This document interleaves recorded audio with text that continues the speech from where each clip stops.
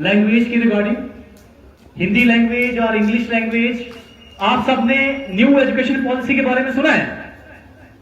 New education policy 2020, जिसको short में NEP 2020 भी कहते हैं, उसमें क्या बोला गया है कि आगे जो हमारी एजुकेशन होगी वो 3 लैंग्वेज फार्मूला के ऊपर होगी। 3 लैंग्वेज फार्मूला क्या होगा कि सबसे पहले आपकी जो मदर टंग है, ठीक है, मदर टंग क्या होती है? हमारी मातृभाषा, ठीक है, जो हम घर में भाषा बोलते हैं, जैसे हमारी भद्रवाही है, कश्मीरी है, ठीक है, या डोगरी है। तो उसमें कहा गया है कि बच्चे को 5th लेवल तक, क्लास 5th लेवल तक बच्चे को उसकी मदर टंग में ही टीचर समझा सकता है। बच्चा अगर उस लैंग्वेज में क्या है, बहुत ही अपने आप को फेमिलियर मानता है, इजी वे में अंडरस्टैंड कर सकता है, तो उसकी मदर टंग में उसको 5th क्लास तक समझाया जा सकता है। उसके बाद आती है फिर बात इंग्लिश और हिंदी की।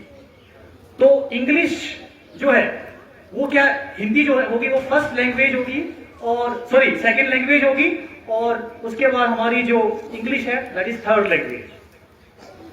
तो ऐसा नहीं है कि किसी को बच्चे को इस तरीके से हम अपने इंटरेस्ट के हिसाब से किसी को इंग्लिश सिखा सकते हैं, बट जो क्लास का, स्कूल का जो एक सेटअप है उसमें गवर्नमेंट की तरफ से ये चीज दिखाई गई है कि ये चीज बताई भी गई है अंडर आर्टिकल 343 में, 343 आर्टिकल, उसमें क्या बताया गया है कि जो हमारी हिंदी जो है, सॉरी हिंदी जो है हमारी, वो क्या रहेगी? Official language, official language, not a national language. उसके बाद हमारी जो इंग्लिश है वो भी रहेगी आर्टिकल 342 के पार्ट 2 के अंदर associate language, associate official language.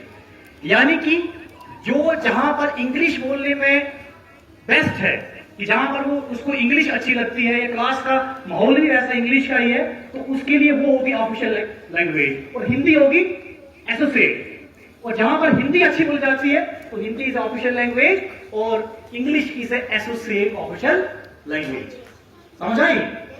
इसको इस तरीके से बनाया गया है ताकि लैंग्वेज के हिसाब से भी कोई कॉन्फ्लिक्ट ना आए और बच्चे भी जो है अपनी एजुकेशन को अच्छे से जो है एक्वायर कर सके। समझ आई? ये